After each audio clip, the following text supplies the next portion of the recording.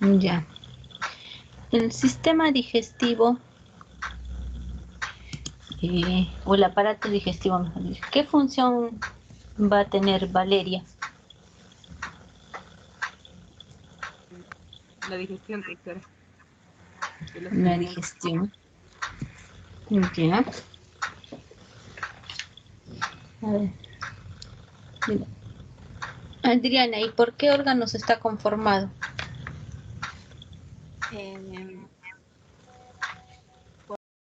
por la boca,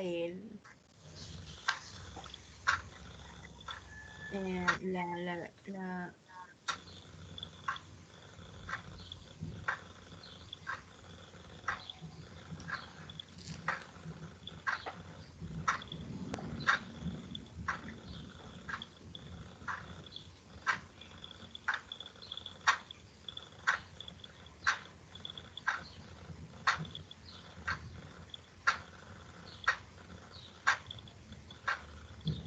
¿Doctora me escucha?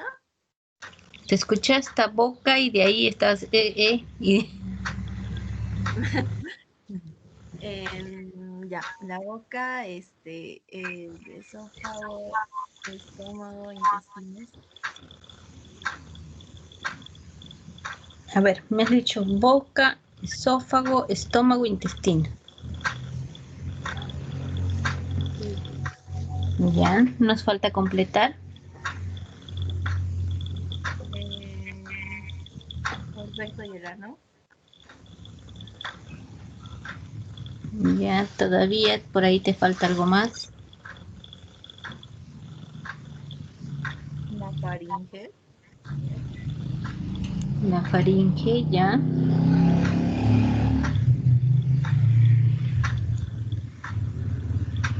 Glándulas anexas. Entonces, lo que has descrito primero es el tubo digestivo. El aparato digestivo está formado por el tubo digestivo y las glándulas anexas. El tubo digestivo es que por donde van ingresar, va a comenzar por la boca, que es por donde ingresan los alimentos, de ahí y va a terminar en el ano, que es por donde sale ya el desecho del metabolismo de esos alimentos. Entonces, de nuevo, a ver, en orden el tubo digestivo. A ver, Adriana, dilo en orden de nuevo. Ya, doctora. Sería la boca, la faringe, el esófago, el estómago, el intestino delgado, el intestino grueso, el recto y el ano. Ya. Y las glándulas anexas son glándulas que van a verter su secreción al tubo digestivo y ayudan al metabolismo de los alimentos. ¿Qué glándulas anexas tenemos?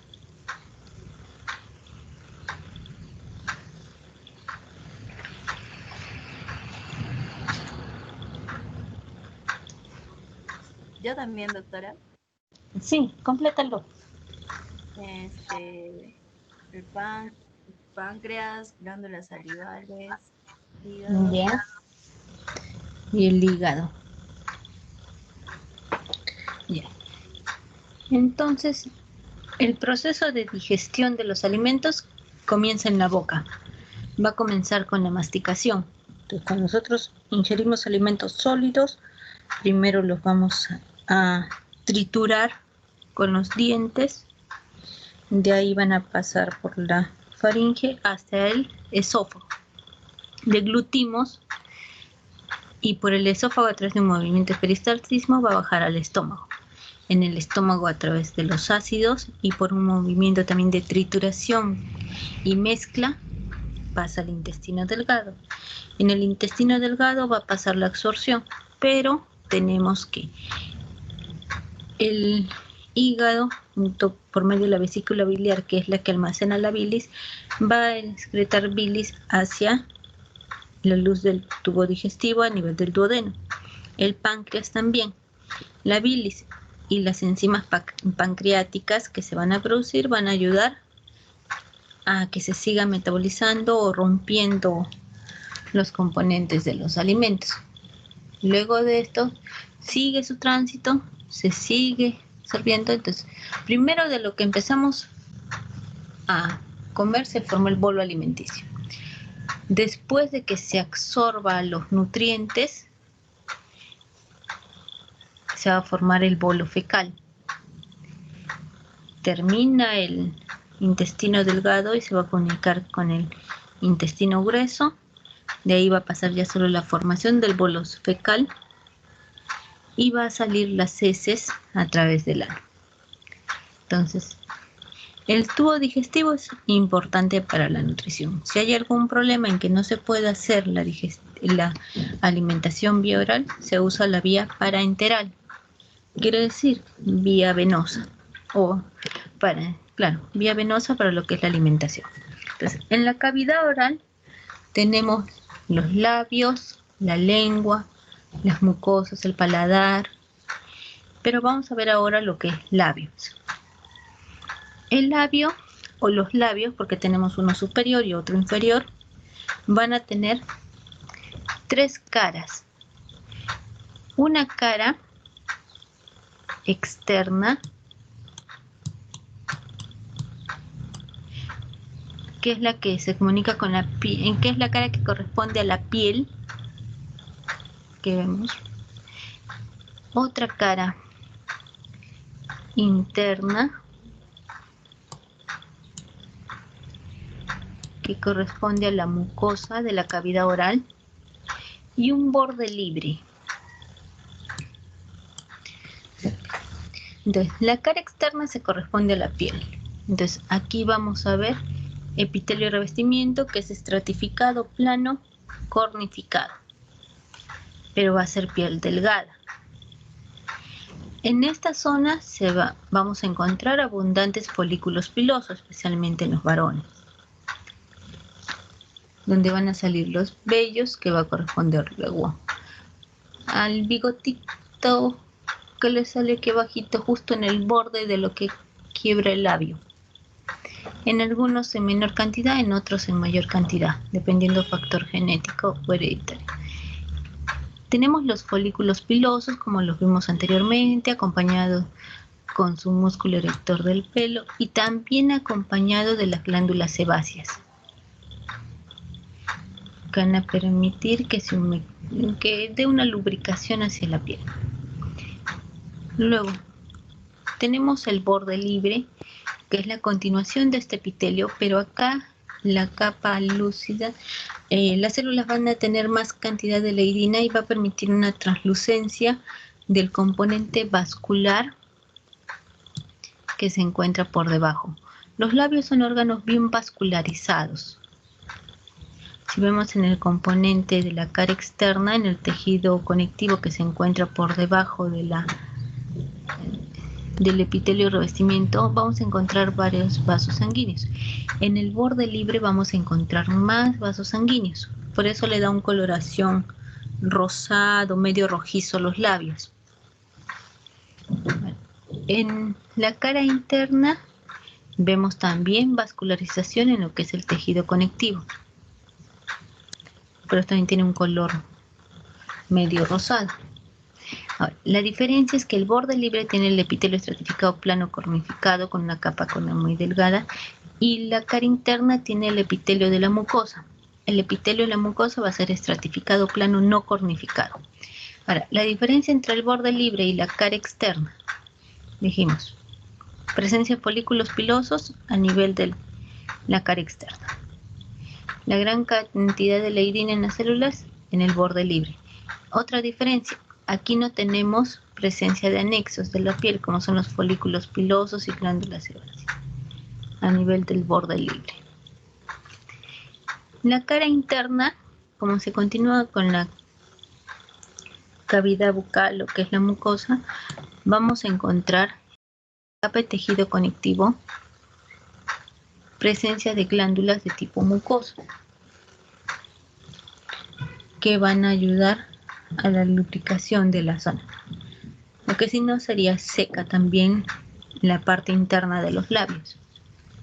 Lo otro, y entre las cara externa y la cara interna, en el medio tenemos la presencia de una capa muscular.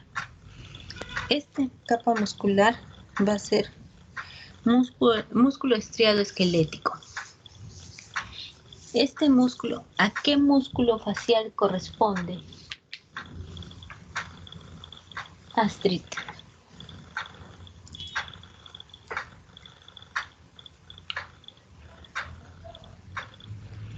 Astrid.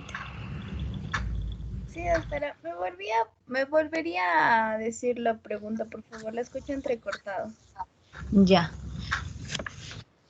Entre la cara interna y externa del labio tenemos un paquete muscular, tenemos músculo estriado esquelético. Estas fibras de músculo estriado esquelético, ¿a qué músculo facial corresponden? O sea, en los labios, ¿qué músculo hay?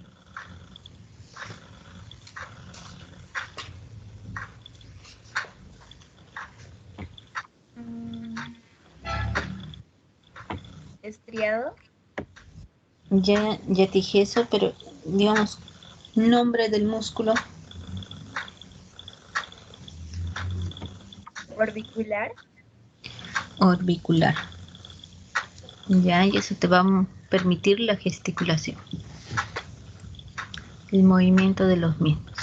Ahora, ¿por qué es importante? No solo para hablar, pues, sino también para la deglución. Digamos, si tomamos líquido, tomamos y luego cerramos la boca y cerramos los labios para que no se escape. Si no, se saldría. En la imagen del lado derecho estamos viendo el epitelio estratificado plano. No vemos la parte superior para decir si es el cornificado o no cornificado, pero vemos en la parte inferior tejido conectivo, laxo.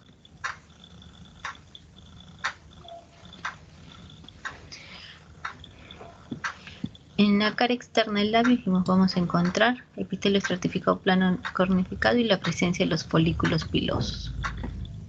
En el borde libre tenemos el epitelio, pero no vamos a tener folículos pilosos y sí vamos a tener abundante tejido conectivo y vasos sanguíneos. Por ejemplo, este de aquí. Acá tenemos otra imagen. Queremos decir cuál es externo, cuál es interno. Miramos, ¿dónde están los folículos pilosos? Acá, con sus glándulas sebáceas. Entonces, esta es la cara externa. Esta de aquí va a ser la cara interna. Hemos dicho que tenemos el epitelio que va a corresponder al borde libre. Claro, en algunas personas el borde libre es más pequeño, en otras personas es más grueso, más amplio. ¿Han visto? Algunas personas tienen labios delgados porque vemos la parte libre, el borde libre delgado. En otras personas es mucho más amplio y tienen el labio más grueso. También se llega a resecar, pero necesita humectación. Se lo puede ayudar en forma externa. Hay bálsamos que pueden usar varones y mujeres dependiendo del clima. También puede tener heridas, se puede hacer laceraciones, todo dependiendo del clima o de los alimentos, o por factores externos, agresiones con algún objeto contundente o cortante. Y acá en la parte media tenemos nuestro paquete muscular. En el borde interno, en esta parte, vemos nuestro componente de glándulas, aunque no se ven a mucho detalle por el tamaño. Y en el borde libre, la gran presencia de vasos sanguíneos. Aquí, por ejemplo, le han puesto el nombre de bermellón. Es un sinónimo también del borde libre.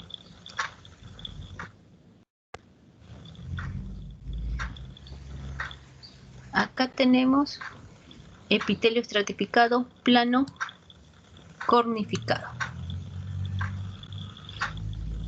En esta muestra, ¿a qué parte del labio correspondería?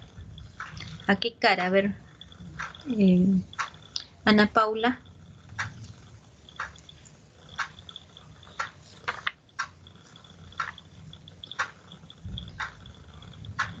Sí, doctora. La parte, no estoy muy segura, pero creo que es la parte externa.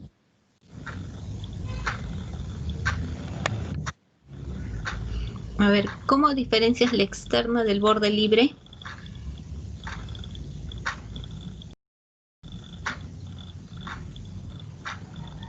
Por si es tonificado o no. ¿Mm? Si es tonificado o no. Ambos tienen estratificado plano cornificado, pero ¿qué más?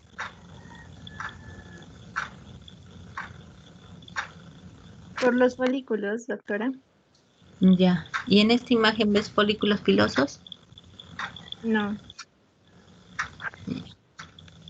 Entonces, ¿en cuál estamos?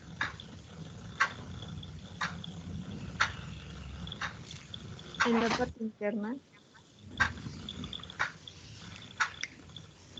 Externa. Ya. El labio tiene tres caras, cara externa, cara interna y borde libre en el medio. ¿Cuál de las tres? A ver, así. Borde libre. Ya, en el borde libre. Entonces, recuerda. El borde libre y la parte externa son similares en el epitelio de revestimiento. Pero la cara externa va a tener folículos pilosos. En varones y mujeres. Ambos tienen folículos pilosos en el rostro, a nivel alrededor de los labios. Pero en el borde libre no hay folículos pilosos, tampoco hay glándulas sebáceas. Sí vemos tejido conectivo por debajo y abundantes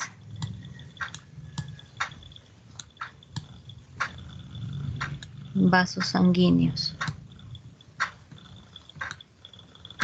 Por eso trasluce o vemos el color rosado de la presencia de la sangre.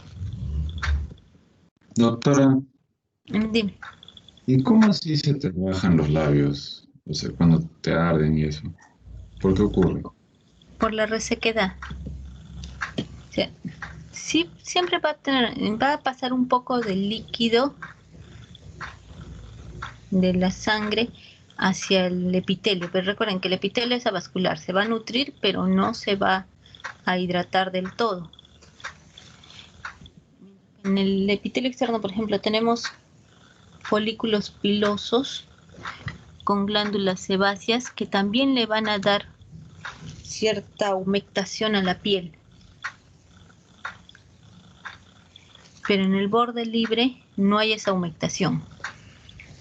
Entonces, al momento que nosotros hablamos, de alguna forma, con la saliva que tiene también contenido acuoso y mucoso, lo tratamos de lubricar.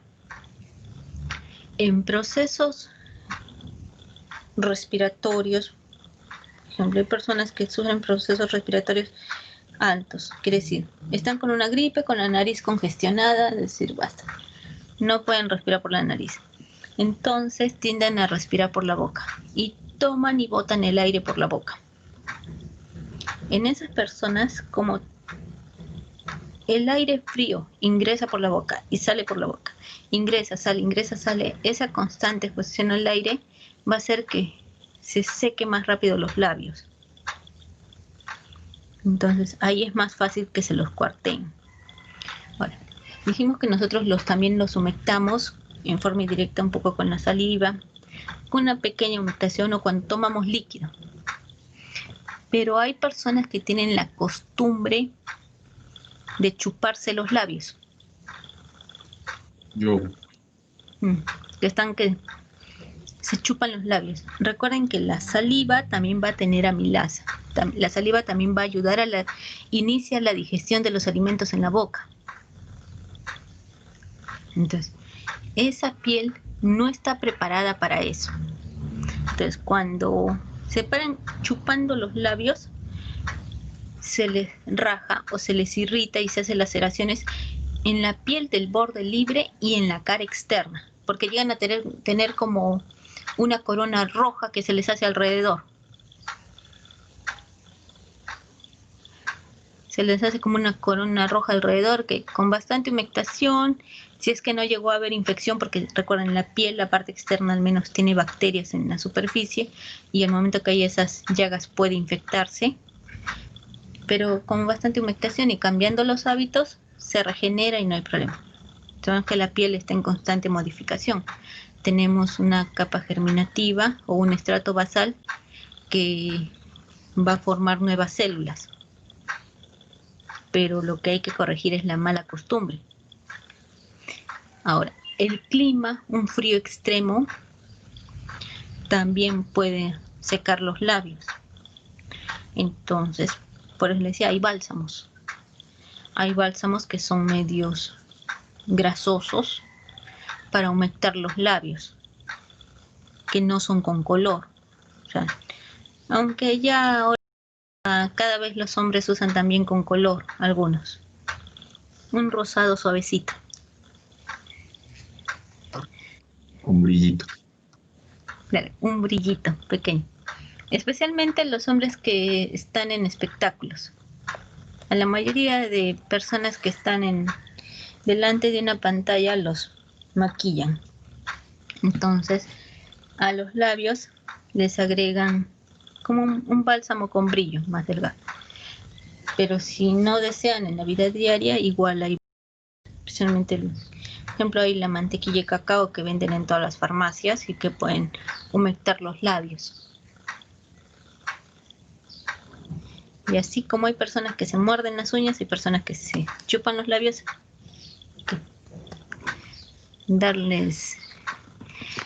buscar la causa.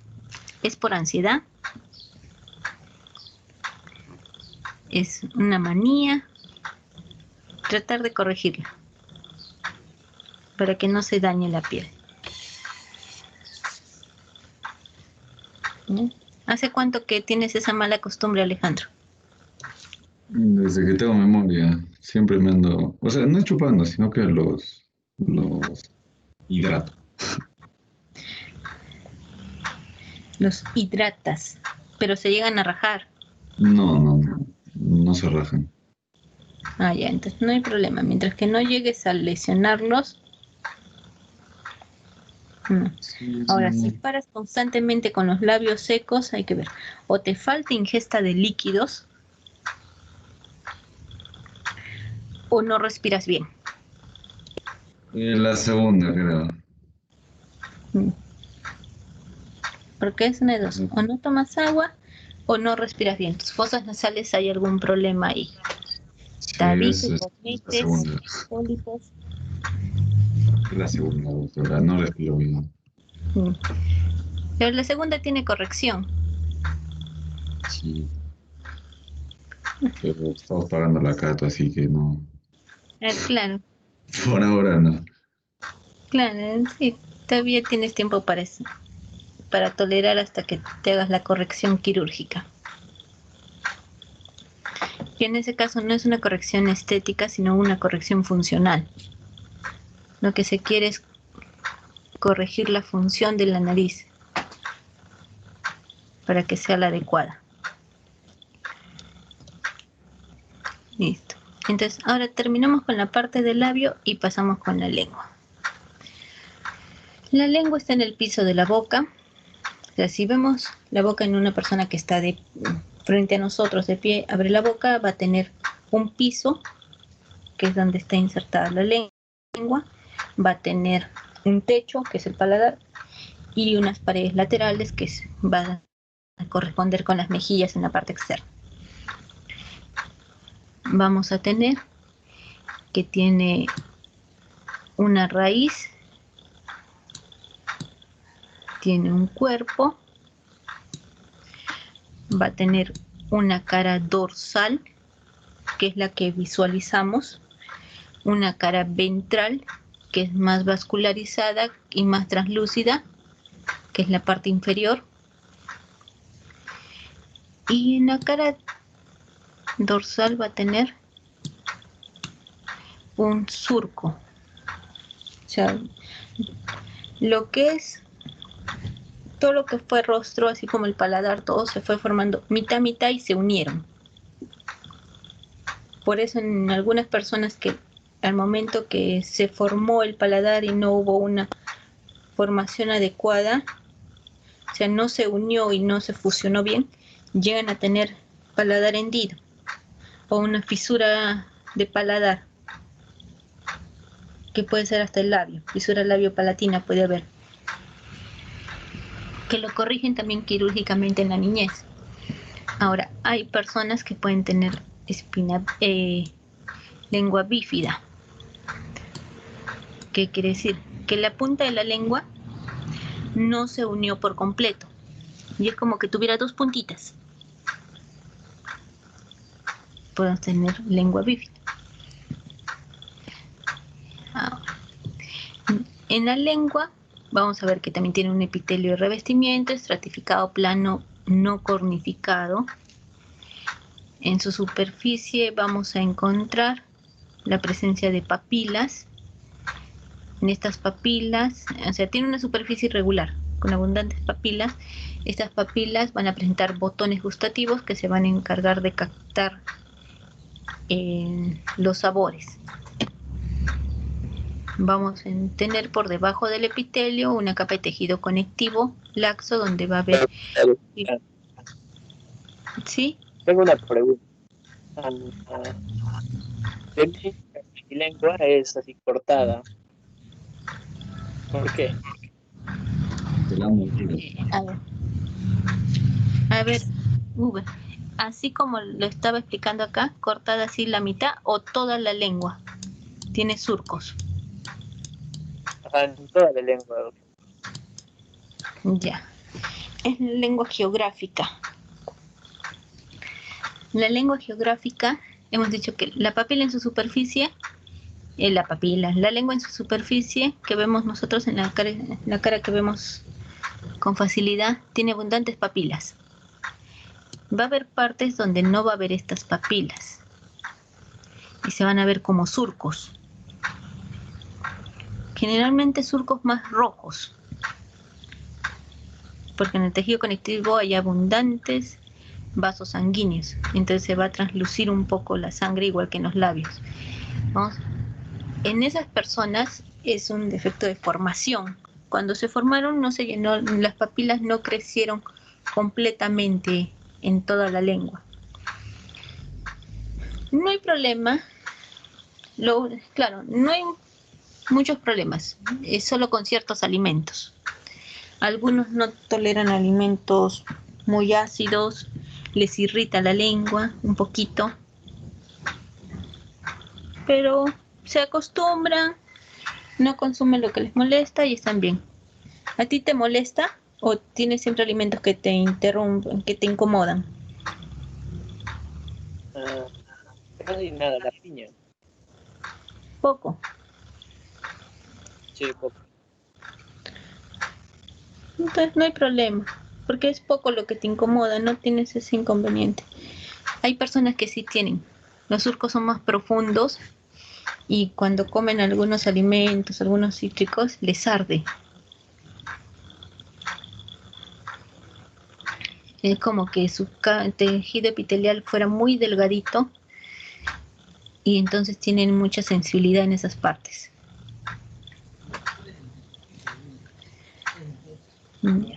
Ahora continuamos.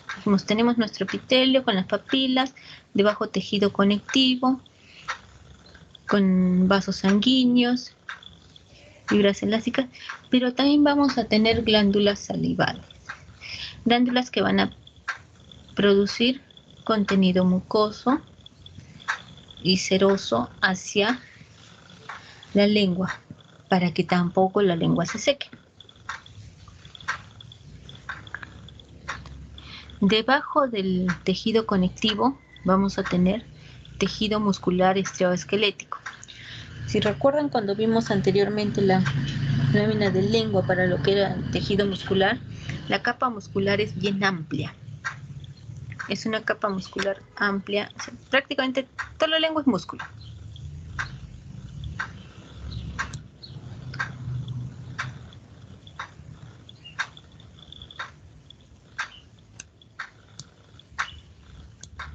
Casi todo es músculo. Este es el epitelio con papilas y este es el epitelio sin papilas, que es en la cara ventral donde vemos donde vamos a translucir más los vasos sanguíneos.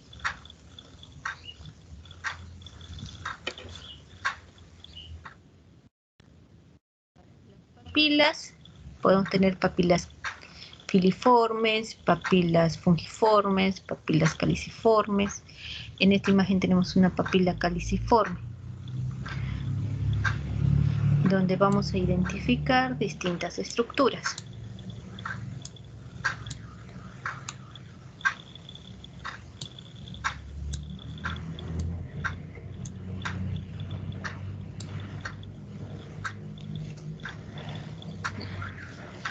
¿Se llega a notar los números?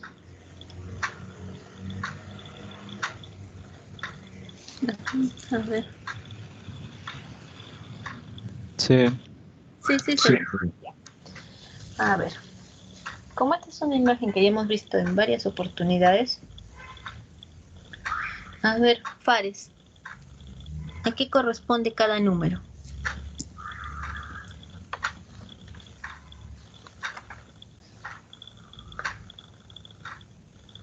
La 1 serían células caliciformes, doctora.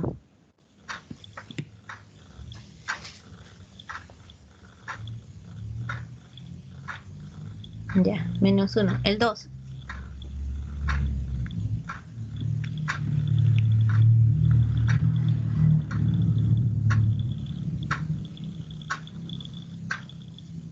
Sería un epitelio estratificado plano no cornificado. Ya. El 3.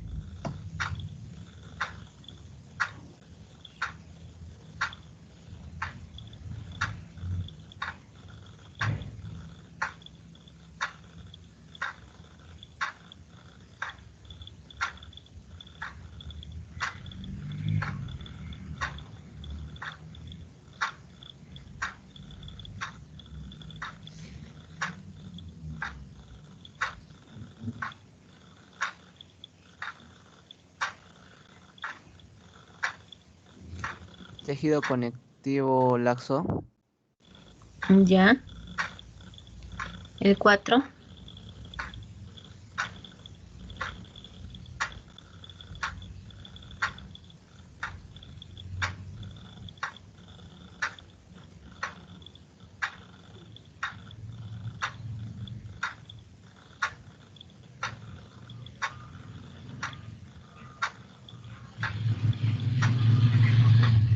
Acinos mucosos. Ya, aunque en este caso son mucosos o son serosos.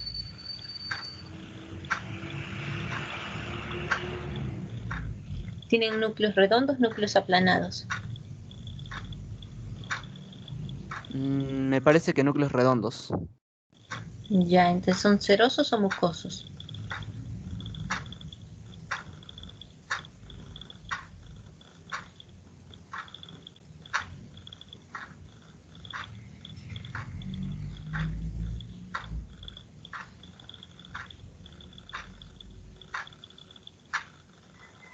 Mucosos. Serosos.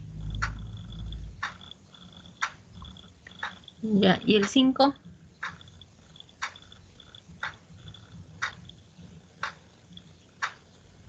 Músculo estriado esquelético. Ya. Ahora, el 1 está seguro que son células caliciformes.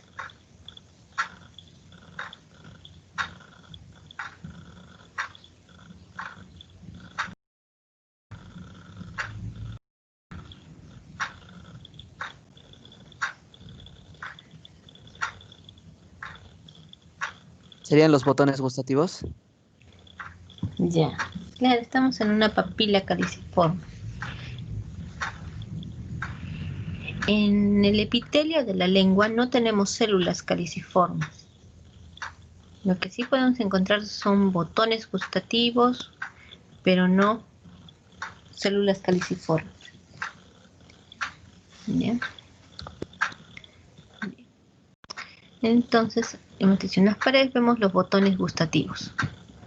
Acá tenemos un botón gustativo, acá tenemos otro, con sus células nerviosas.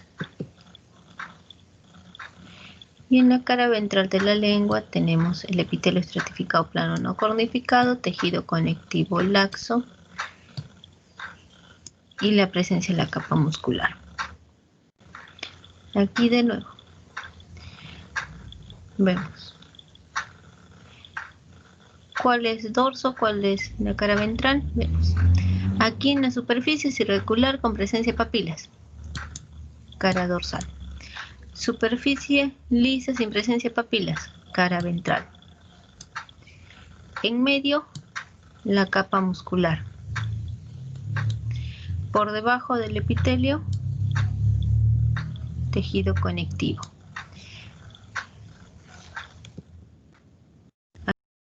Cara ventral, no tenemos papilas, sí tenemos epitelio estratificado plano no cornificado, por debajo tenemos tejido conectivo laxo y hacia arriba la capa muscular estriada que va a tener en medio también tejido conectivo. Podemos encontrar en medio de este tejido muscular también glándulas serosas, que van a ser glándulas salivares. Y aquí vemos nuestras papilas. ¿Estas papilas de qué tipo son? Jacqueline, ¿qué tipo de papilas estamos viendo ahí?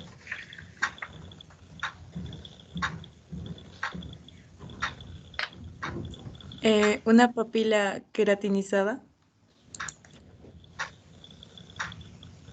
Pero tenemos filiforme, fungiforme, caliciforme. También tenemos foliadas en otras especies. En la imagen, ¿qué tipo de papila estamos viendo? Ya lo vimos en la parte anterior. Filiforme. Ah, una filiforme. Papilas filiformes.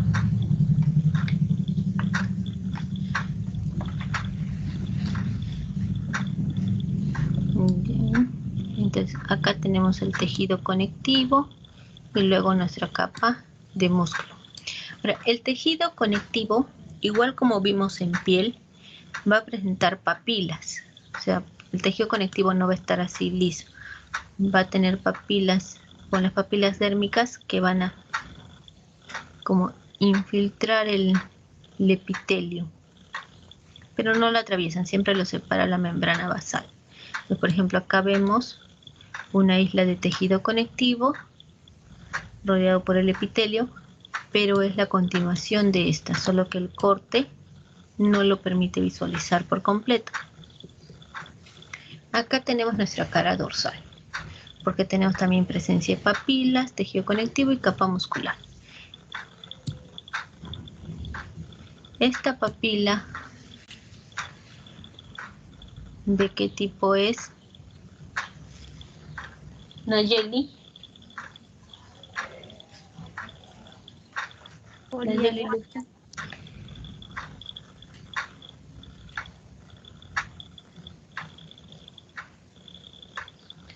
Fungiforme.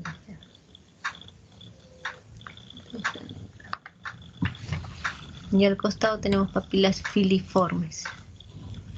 En las papilas fungiformes, los botones gustativos los encontramos principalmente en la parte superior. Aquí. En la parte superior es donde encontramos los botones o corpúsculos gustativos. Van a estar en contacto con el epitelio, con el tejido conectivo por su borde inferior. Aquí, por ejemplo, tenemos una papila ¿De qué tipo, Fiorella?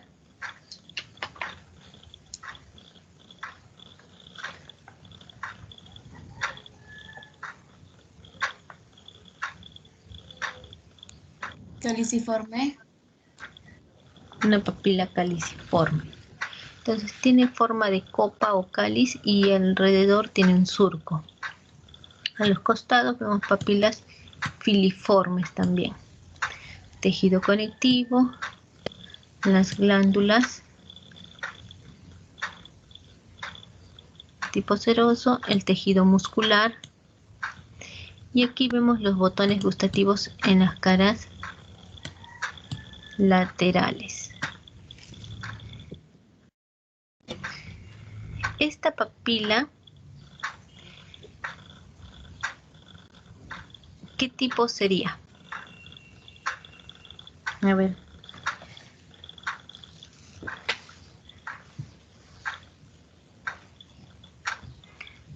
Voluntario.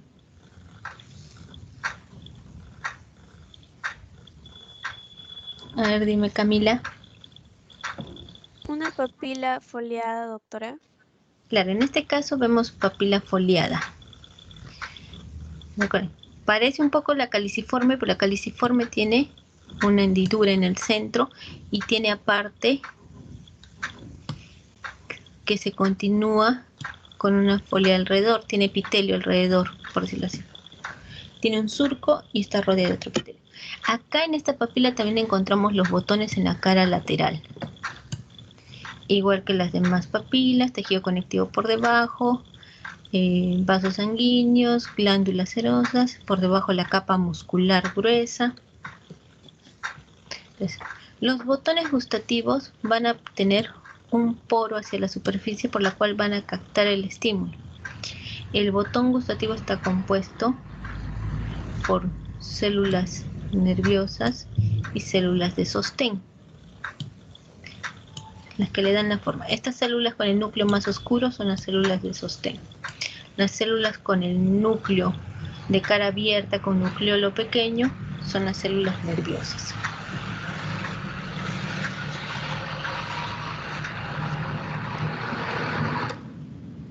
Aquí tenemos un botón gustativo, va a tener un poro en la cara externa, va a tener las células sensoriales, que es tejido epitelial modificado. En la parte inferior va a tener las fibras nerviosas que van a llevar el estímulo, pero entre estas células sensoriales va a haber células con núcleo alargado y de un color más oscuro. Son las células de sostén. Ahora pasamos a la siguiente. Lo que es la cavidad oral, aparte de ver que vimos los labios en la parte externa, la lengua, también vamos a ver los dientes, que son los encargados de la trituración del alimento. Entonces, primero vamos a ver la formación del diente. Para esto tenemos de nuevo nuestra imagen de mascarilla de feto, donde está el encéfalo, los ojos, la nariz en el centro, y en la parte inferior y central tenemos lo que es la cavidad oral. Aquí tenemos la lengua, en la parte superior tenemos el maxilar superior y en la parte inferior el maxilar inferior o mandíbula. En ambos vamos a identificar que ya podemos encontrar zonas de osificación. ¿Se acuerdan que vimos que había una osificación del mesénquima? Pero aquí también podemos ver que el epitelio de la cavidad oral, el epitelio de la boca, se va a invaginar hacia el mesénquima y va a dar lugar a los gérmenes dentarios, que son los que van a dar lugar a los dientes. Entonces, acá tenemos el germen dentario en desarrollo. El germen dentario va a tener distintos estadios de formación o distintas etapas.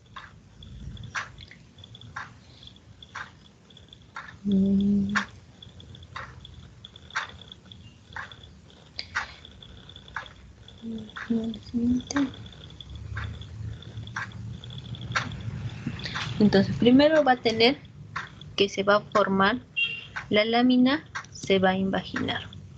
Luego ya el epitelio se empieza a engrotar y se forma el brote o la yema. Luego de eso está la etapa de casquete, como un casquete, y luego la etapa de campana. Es una campana. Va a tener un epitelio externo, va a tener el esmalte que se va a desarrollar dentro de este epitelio externo, que va a estar formado acá dentro por el retículo estrellado. Acá abajo el mesénquima va a formar también una papila, o lo que va a ser en el futuro la pulpa dentaria. A mayor aumento tenemos aquí nuestra papila, tenemos el saco, que es tejido conectivo que rodea, igual como vimos en el folículo piloso. Acá el epitelio externo, el epitelio interno, todo esto va a ser luego el esmalte. En el centro tenemos el retículo estrellado y aquí la papila dentaria, que luego será la pulpa, donde va a haber los vasos sanguíneos y las fibras nerviosas. Dijimos que se va a formar la pulpa. Acá el epitelio va a formar un grupo de células que se van a encargar de formar la dentina. Esas células son los odontoblastos. Alrededor de ellos tenemos unas capas rosadas de distinta intensidad, que es la dentina en formación. Por fuera de eso, en lo que era también el epitelio interno del esmalte, vamos a tener los ameloblastos, que son las células encargadas de la formación del esmalte. En la imagen del lado derecho, ya mayor detalle, tenemos la pulpa dentaria en la parte inferior derecha. Por encima tenemos, cerca de la dentina, los odontoblastos. Acá tenemos la dentina que se está formando, el esmalte que se está formando, y los ameloblastos.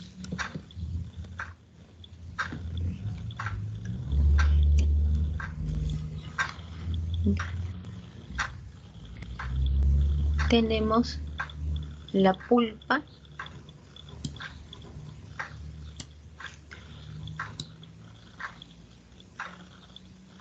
los odontoblastos y la dentina que va a estar en formación.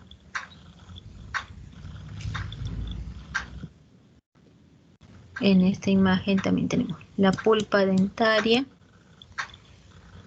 las células que están por fuera o en la parte más superficial o más externa de la pulpa, los odontoblastos, la dentina que está formando, el esmalte que se está formando, y por fuera de este los ameloblastos, que son encargados de la formación del esmalte. Lo mismo aquí, tenemos la pulpa o papila dentaria con los ameloblastos, la dentina, el esmalte y los ameloblastos. Y por fuera el epitelio externo del esmalte, que ya lo vimos al inicio, que es más de tejido conectivo.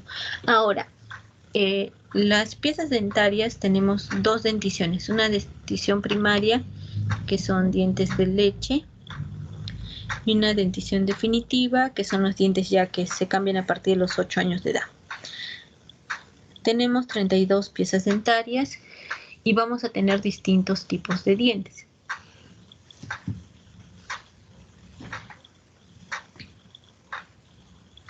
Miguel, ¿me puedes decir qué tipos de dientes tenemos?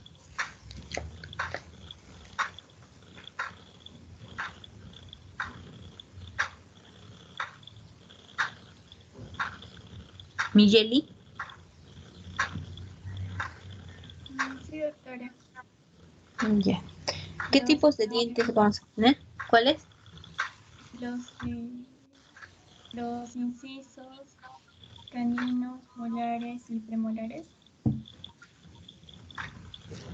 Ya, entonces vamos en orden. Tenemos los incisivos. Ahora, si comenzamos por cada arcada dentaria, en cada arcada dentaria, ¿cuántos dientes vamos a tener?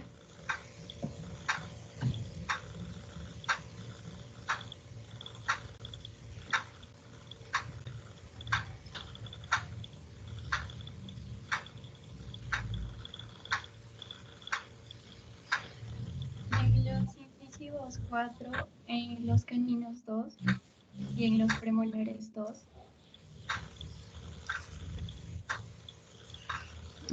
4 y 2 van 6 y 2 van 8.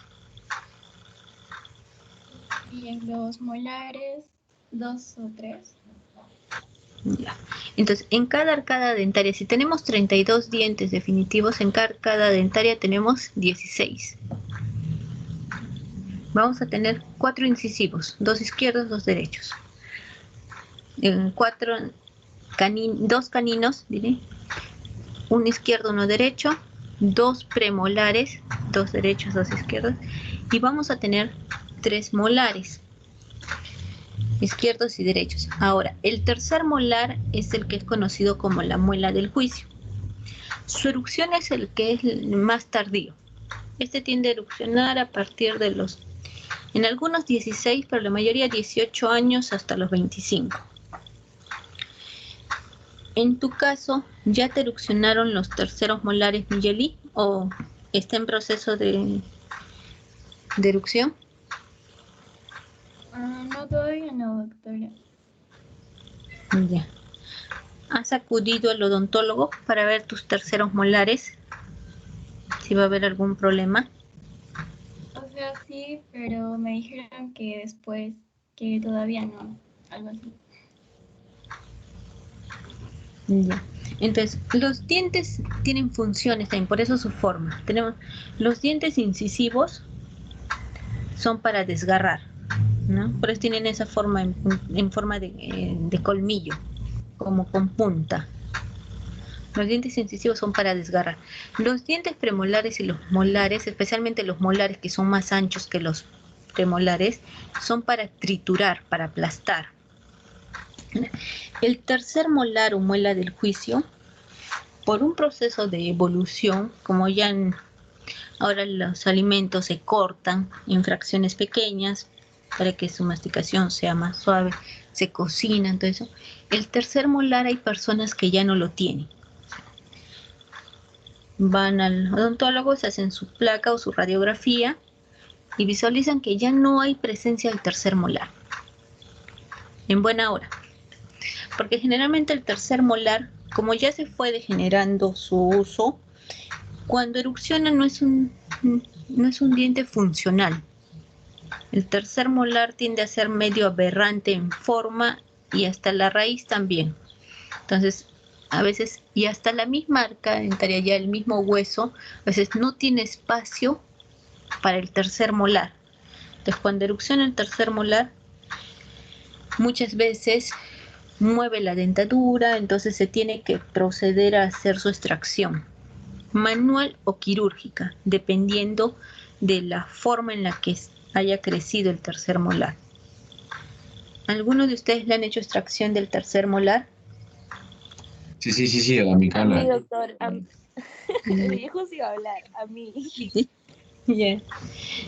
Rápido, te ganó Alejandro, Micaela. Micaela, ¿a ti te han sacado solo en forma manual o quirúrgica? No, quirúrgica porque mi muela no estaba saliendo normal, como para que esperar que salga y retirarla con cualquier extracción, si no salió atravesada y me estaba haciendo presión a los dientes. Claro, Y y fue duele. quirúrgica. ¿Y de cuál te han sacado? ¿Qué tercer molar? ¿Superior? Inferior. Me han sacado la derecha y la próxima semana me sacan la izquierda. Por eso es que no podía hablar, porque después cae hinchado y duele. Sí. Sí, la extracción del tercer molar cuando es quirúrgico tiende a ser traumática. A ti, Alejandro, ¿cuál te han sacado? No, iba a decir a Micaela. A mí me están saliendo recién, pero no me los van a sacar ahí despacio todavía.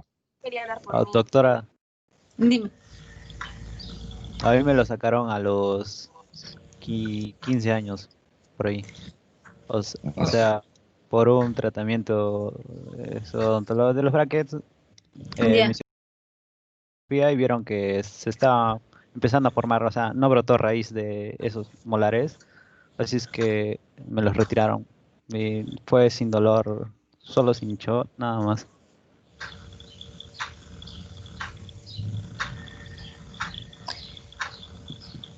Sí, porque el tercer molar tiende a dar problemas. Entonces ya la extracción se puede hacer quirúrgica o manual, dependiendo de la forma en que erupcione. Y algunas personas que tienen la suerte de que no van a tener terceros molares. Recuerden que cuando se forma el diente, ya desde la vida intrauterina, tenemos ya lo que va a ser, por ejemplo, acá está el germen dentario, que va a ser el diente, digamos, primario. Pero aquí ya sabe aparecer luego el brote. En un ladito está el brote de lo que va a ser el diente definitivo para la segunda dentición. Entonces, ya es desde el nacimiento el que se vaya a tener o no tercer molar.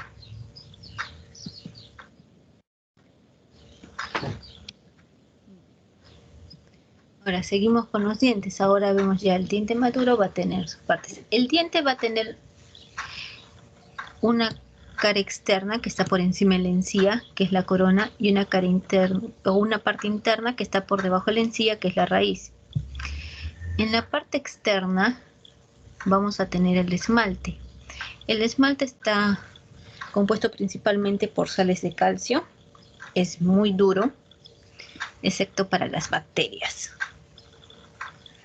Así como el agua que erosiona la piedra, las bacterias también erosionan el esmalte, no le importa que sea lo más duro. Entonces, cuando se erosiona el esmalte, ¿qué enfermedad vamos a tener? Algo por lo que hayan ido la mayoría de niños al dentista o al odontólogo. Caries. Caries. Caries. Claro, el esmalte es muy duro, pero las bacterias lo erosionan. Tenemos que debajo del esmalte también vamos a tener otra capa de tejido que es dura, que es la dentina. Dijimos que los odontoblastos se encargaban de formar la dentina. La dentina la vamos a encontrar a nivel de la corona y a nivel de la raíz. Entonces, la unión entre la corona y la raíz se llama cuello. En el centro del diente tenemos nuestra parte de tejido conectivo, que era la papila dentaria. Aquí va a ser la pulpa. Aquí va a haber tejido conectivo, vasos sanguíneos y fibras nerviosas. Entonces, cuando la caries atraviesa todo, esmalte hasta dentina, y llega hasta la parte conectiva donde están las fibras nerviosas, el dolor es intenso. Por eso en algunos van a tratamiento donde lo que hacen es eliminar o bloquear el nervio. Ahora, rodeando la dentina, en la parte de la raíz, vamos a tener otra capa, que es el cemento. En el cemento, a nivel de la parte inferior, vamos a encontrar presencia de células que son los cementocitos, encargados de la formación del cemento. Vale. El diente va a estar en un espacio del hueso. En parte se llama hueso alveolar porque tiene huecos. En esta parte, el diente se va a unir a este hueso por medio de un ligamento, el ligamento periodontal. En nuestra imagen, aquí tenemos la parte superior del diente, que aquí lo podemos dividir más o menos por el cuello. Este es el esmalte, la dentina y la pulpa. Como visualizamos aquí, la dentina y el esmalte, como son estructuras duras, vamos a visualizar que tienen líneas también. Estas líneas o fibras líneas en la dentina son para que atraviesen por ahí las fibras de Tomes, que son prolongaciones de los odontoblastos. En el esmalte vamos a tener las líneas de Rexius, que son líneas de lo que el esmalte va creciendo por superposición. En la dentina también se puede llegar a identificar eso, pero vemos más que todo las líneas transversales. Dijimos que a nivel de la raíz teníamos el cemento y en la parte inferior vamos a tener los cementocitos. Los cementocitos los vamos a visualizar aquí, igual como visualizamos en las ostionas a los osteocitos. Vamos a ver espacios con prolongaciones. Entonces vamos a ver miramos en lo que era hueso compacto los osteoplastos. Acá vamos a ver cementoplastos. ¿Qué más tenemos? Para ver diente podemos usar técnica de desgaste, que igual que en hueso, se lima, se lima, se lima, se lima, hasta que se obtiene una capa delgada y esa es la que se pone a estudiar. Entonces, si hemos sacado la muestra por limando, por desgaste, entonces vamos a perder el contenido de esos espacios, la parte blanda. Entonces, nos va a quedar solo los espacios, los cementoplastos, donde debían estar los cementocitos, y la pulpa, por eso es que las visualizábamos de color oscuro. Porque el tejido conectivo, al momento de hacer el limado, lo hemos perdido. Acá tenemos, como dijimos, el esmalte, donde vamos a visualizar las líneas de Rexius, que es el crecimiento por oposición del esmalte, la dentina y la pulpa.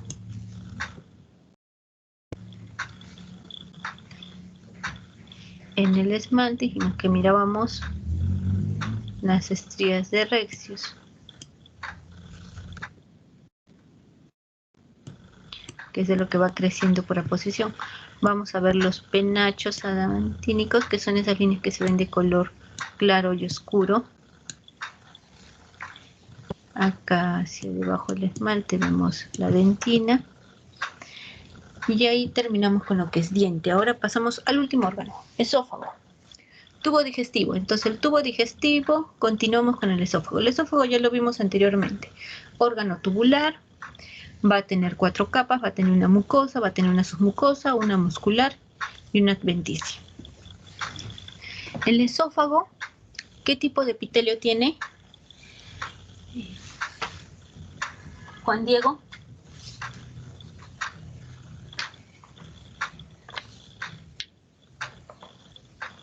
Juan Diego.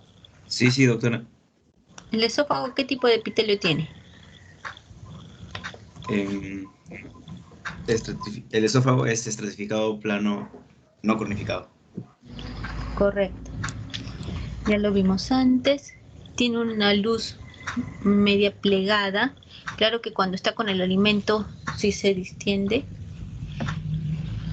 En la capa muscular, en la capa mucosa vamos a tener el epitelio. Vamos a tener una lámina propia que es tejido conectivo y una muscular de la mucosa.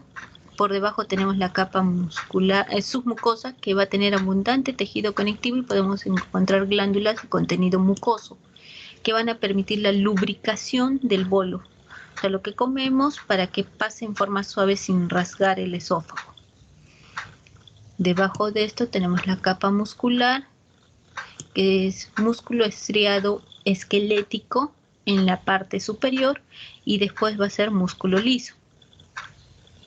En la parte superior tiene músculo estriado porque el inicio de la deglución es voluntario. Entonces nosotros agarramos y iniciamos el proceso de deglución al pasar el alimento. Luego de eso ya el esófago se va a contraer y dilatar por sí solo, va a ser movimiento de peristaltismo y eso va a hacer que el alimento o el bolo baje hasta el estómago. Ahí ya sigue él con el músculo liso.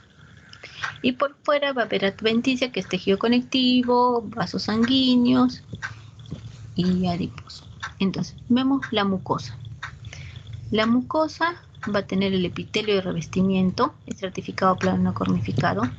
Va a tener una lámina propia, que es tejido conectivo, laxo. Y va a tener una línea delgada de capa muscular lisa, que es la muscular de la mucosa. Por debajo de eso tenemos toda nuestra submucosa, tejido conectivo, vasos sanguíneos y glándulas de tipo mucoso o acinos mucosos que van a producir moco para lubricar el bolo. Dejo nuestra capa muscular con su capa circular interna y longitudinal externa. Igual aquí, nuestro epitelio y revestimiento, la membrana basal, la lámina propia, que es tejido conectivo, donde podemos encontrar vasos sanguíneos, y acá fibras de músculo liso, que es la muscular de la mucosa. Por debajo de eso, la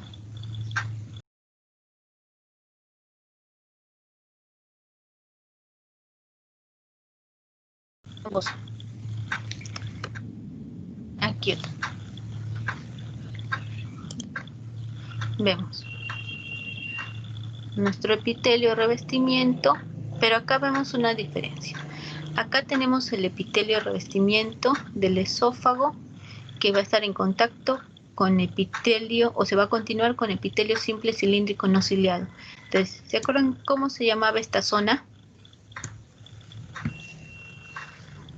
Astrid, ¿cómo se llama esa zona? Ya la vimos antes.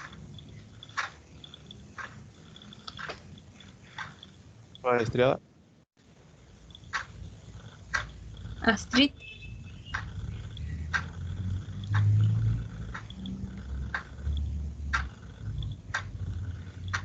Astrid.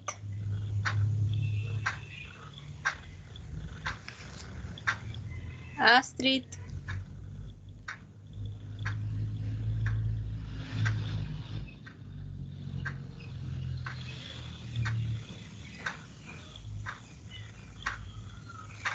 No está Astrid.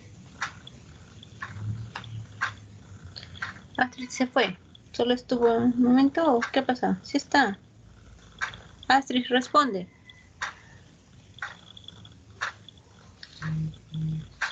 Ya. ¿Cómo se llama esa zona donde vemos el cambio? Donde vemos la continuación del esófago con el estómago.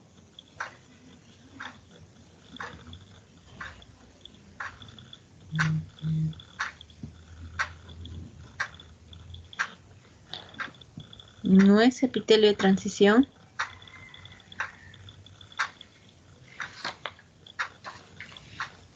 Acá vamos a encontrar una transición de epitelios, de epitelio estratificado plano no cornificado a epitelio simple cilíndrico no ciliado. Y esta parte entre esófago y estómago es el cardias.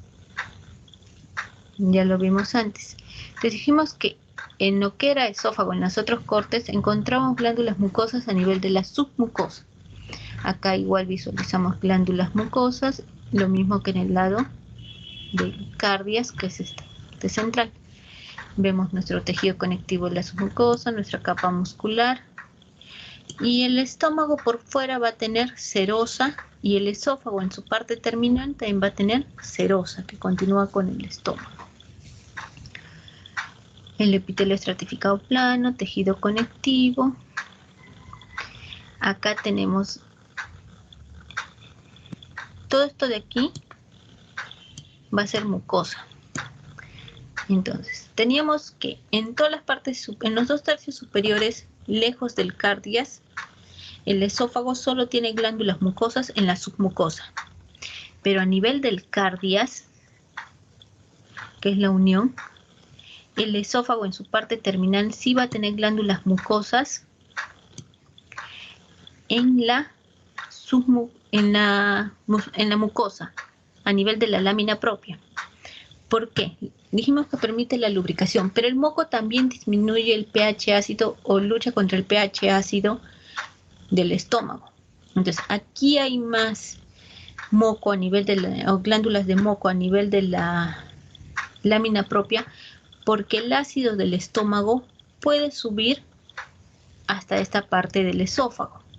Entonces, para luchar contra esto, contrarrestar esa acidez, ¿qué hace el esófago? Tiene mayor producción de moco para que no le haga daño.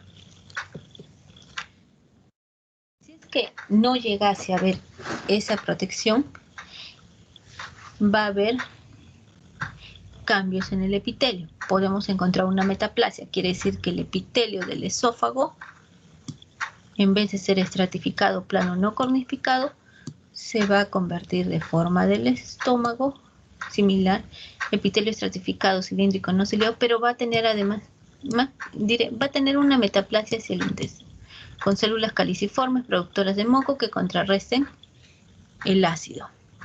Y eso a futuro puede aumentar la predisposición a un cáncer.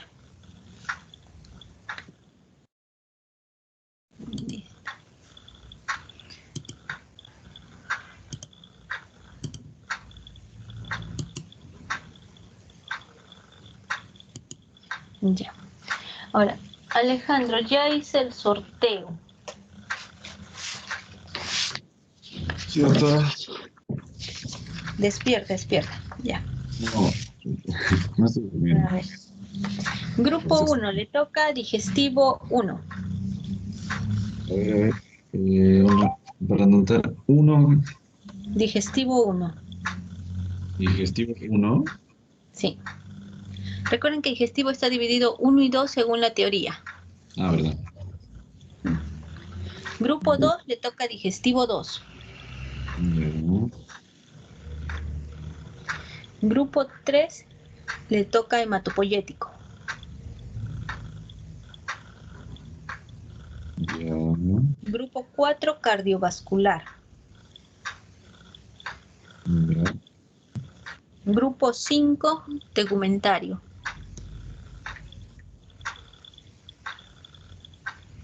Ya está. Listo, entonces para el día viernes, si es posible, ahí escojan un tema, una patología. Y después de eso ya empiezan a realizar ya empiezan a elaborar su caso clínico. ¿Ya? Entonces, para el día viernes elijan temas sobre qué va a ser su revisión, su caso clínico, y me los hacen llegar. O sea, Alejandro, me envías la lista, si es posible para el viernes ya, para que no se retrasen mucho con los casos. O sea, doctora, ¿cómo lo vamos a enviar? Primero que te digan, digamos, de digestivo, lo que estamos hablando ahorita. ¿Qué puede ser? Esófago de Barrett, por decirlo así.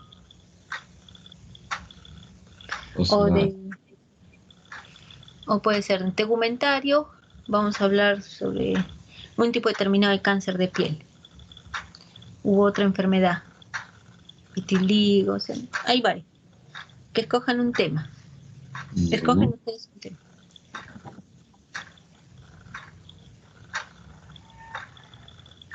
Y luego eso ya, para ver la lista, si está de acuerdo, no va a haber mezclas entre los temas, empiezan a elaborar ya su caso clínico, ya ustedes se distribuyen cómo los van a hacer, quién va a hacer la parte de la revisión, la narración del paciente, va a poner toda la afiliación, la anamnesis, todo eso, quiénes van a hacer la parte de la revisión bibliográfica sobre la fisiopatología, diagnóstico, tratamiento, ya ustedes se distribuyen.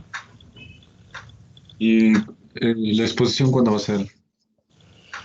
La exposición la estamos programando para la siguiente semana, no, la subsiguiente. La semana anterior a la semana de exámenes. ¿2 semanas? Claro, si llevamos 2 semanas. Solo son 4 semanas. Ah, claro. Esta es la semana 2, queda la semana 3, la semana 4 es donde sería eso, y la semana 5 ya es la semana de exámenes. Doctora, ¿sería entonces el 7 o el 8? Si es posible, avanzamos con las prácticas para terminar la próxima semana todo digestivo. Pero si no se puede, el 8.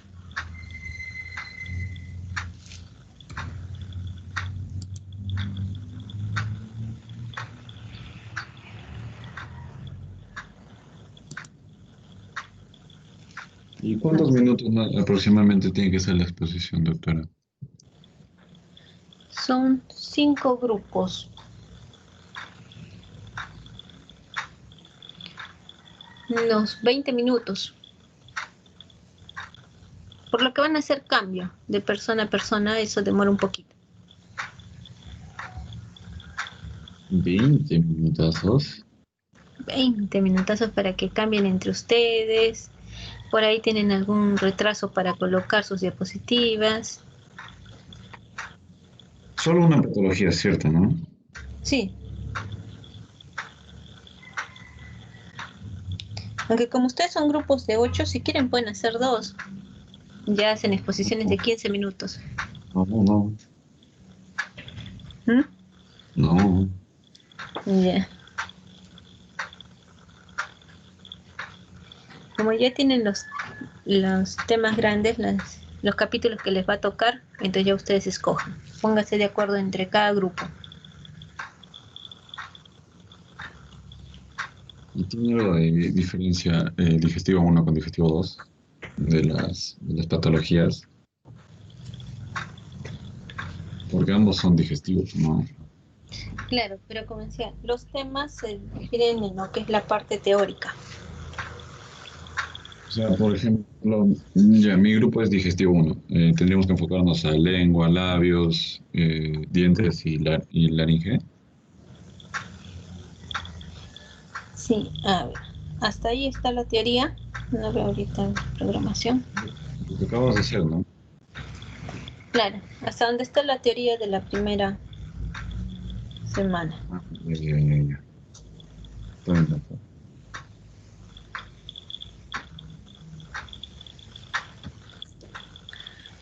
Listo, chicos, entonces nos vemos la próxima semana.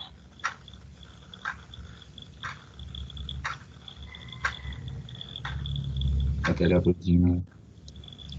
Hasta la próxima semana.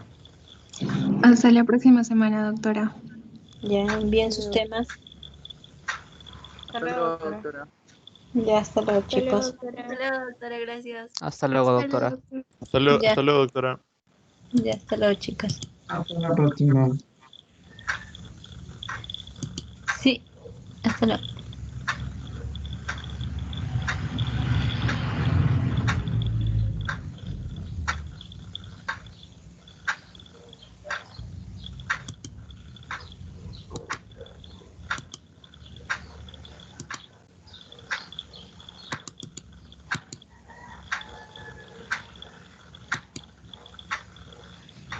Doctora, tengo una pregunta. Sí, dime. En la evaluación que dimos hoy, en la parte de relacionar, cuando hablaba acerca de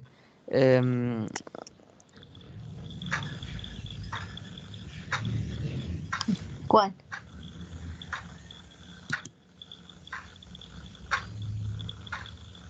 de los pilares del corazón, me parece. Creo Ya. que sí, de los pilares. Era ventrículos, ¿verdad? Sí. No sé por qué, doctora, me apareció, pero decía aurículas en vez de ventrículos. No, hay la opción también de aurículas. Recuerden que ustedes tenían 5 en un lado y 7 en el otro lado. Hay más variables. Yo recuerdo que solo me salía aurículas, pero de todos modos, doctora, ¿podría hacer que revise esa parte? Claro, porque está también ventrículos y están aurículas. Hay siempre opciones que no corresponden. Ya sí, doctora. Solamente quería preguntar si podría corroborar porque estaba casi seguro que no me salían ventrículos porque yo busqué y no había. Pero bueno, de todos modos, solo eso era, doctora. Gracias. Ya parece, ya listo. Doctora, Dime, Fiorella, rápido, tengo que entrar a otra clase. Si hemos sacado en este pasito baja nota, ¿podemos hacer el trabajo que nos dejó? No, ese ha sido para cardiovascular, todavía no he hecho otro. Ya. Diré para la parte de ¿cómo se llama? No, el trabajo base de cardiovascular para recuperar lo que han dado el anterior examen bajo. ¿Bien? Y para este examen que dimos. Voy a ver, solo lo dije en el anterior porque varios han tenido nota baja, pero de acuerdo tengo que ver cómo están las notas de ahora. Ya, doctora, gracias. Ya, hasta luego. Doctora, entonces, ay, se fue. Sí, dime. No va a considerar entonces lo de nervio. ¿Qué? Que sí, no va a considerar Voy a ver lo que lo que pasa han respondido. casi todos. Voy a ver, de acuerdo a cómo han respondido la mayoría. De acuerdo, doctora. ¿Y los temas se los tengo que enviar a usted? Sí, ¿qué temas escogen? No, más tarde con... Claro, el viernes. De acuerdo, doctora. Ya, hasta luego. Hasta luego, doctora. Hasta luego. Bueno.